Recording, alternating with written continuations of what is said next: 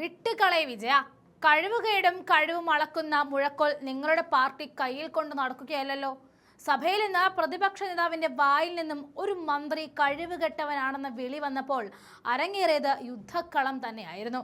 മുൻ ഫിഷറീസ് മന്ത്രി സജി ചെറിയാൻ അവതരിപ്പിച്ച ചോദ്യങ്ങൾക്കുള്ള മറുപടി പറയാൻ ഫിഷറീസ് വകുപ്പ് മന്ത്രി വി അബ്ദുൽ ഗഫൂർ എഴുന്നേറ്റപ്പോൾ അതിനിടയിൽ കയറി സഭയിൽ ഷിബു ബേബി ജോൺ മന്ത്രി സംസാരിക്കുമ്പോഴായിരുന്നു പിണറായി വിജയന്റെ വക കഴിവുകെട്ട മന്ത്രി എന്ന പ്രയോഗം എത്തിയത്.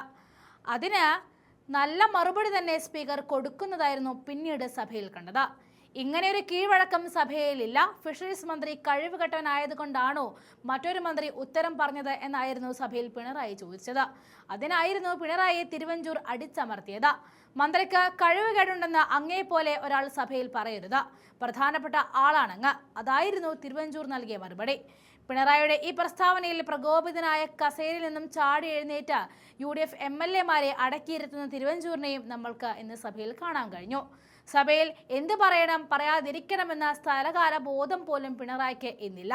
ഇത്തരം പരാമർശങ്ങൾ സഭയിൽ പാടില്ല എന്നും സഭയുടെ അന്തസ്സ് കാത്തു സൂക്ഷിക്കണമെന്നുമായിരുന്നു സ്പീക്കർ പിണറായിയോട് ആക്രോശിച്ചത്. അതായത് പിണറായിക്ക് അന്തസ്സില്ല എന്ന് തന്നെയാണ് ഇന്ന് സഭയിൽ സ്പീക്കർ വ്യക്തമാക്കിയത്. അതിന്റെ വീഡിയോ ചേർക്കുന്നുണ്ട്, കാണാം. ബഹുമാനായ ഫിഷറീസ് മന്ത്രിക്ക് എന്തോ ഇക്കാര്യത്തിൽ മറുപടി പറയാൻ അല്പം കഴിവുകേടുണ്ട് എന്ന് തോന്നിക്കത്തക്ക രീതിയിലുള്ള ഒരിടപെടൽ അങ്ങ് ദയവായിട്ട് അങ്ങ് അത് പറഞ്ഞിട്ടുണ്ടായി. അങ്ങ് വളരെ പ്രധാനപ്പെട്ടതാണ്. അത് പാടില്ലല്ലോ. മറ്റൊരു മന്ത്രിക്ക് കഴിവുകേടുണ്ട് എന്ന് അങ്ങേപ്പോലൊരാള് പാടില്ലാത്തൊരു കാര്യം നടന്നാൽ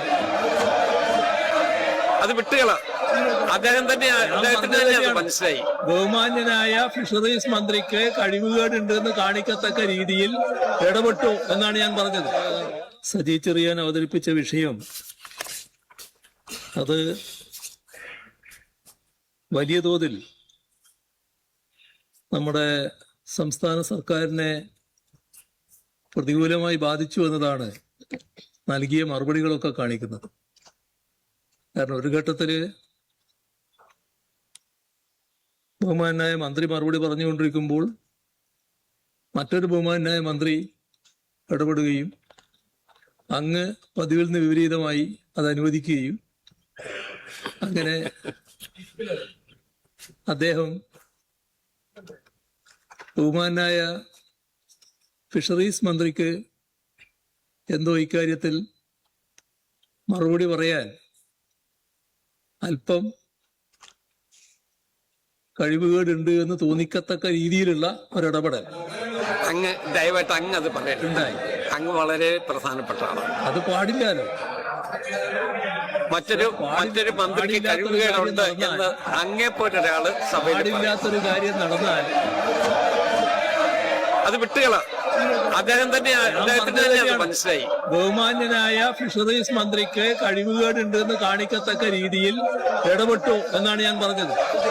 അത് ശരിയല്ലോ. അത് ശരിയല്ലോ. അങ്ങേക്ക് പ്രൊസീഡ് ചെയ്യാം. അങ്ങനെ ഇടപെടാൻ പാടില്ല. അങ്ങ് പ്രൊസീഡ് ചെയ്തോളൂ.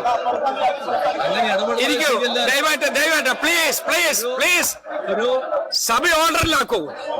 സഭ ഓർഡറിലാക്കൂ പ്ലീസ്. ഇരിക്കൂ, നിങ്ങൾ ഇരിക്കൂ. അദ്ദേഹം ഹീസ് ഓൺ ഹിസ് ലെഗ്. പ്രതിപക്ഷ നേതാവ് സംസാരിച്ചോണ്ടിരിക്കുക, അതിനെ നിങ്ങൾ ഒബ്ജക്ട് ചെയ്യണോ? അവിടെ ഇരിക്കൂ, അദ്ദേഹം സംസാരിക്കട്ടെ. ദയവായിട്ട് please please please resume your seat. Please resume your seat.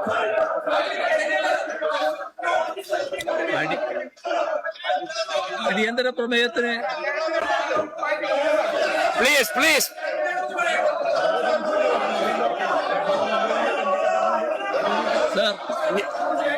ഞാനത് എന്റെ ഒപ്പീനിയൻ ഞാൻ പറഞ്ഞു കഴിഞ്ഞു.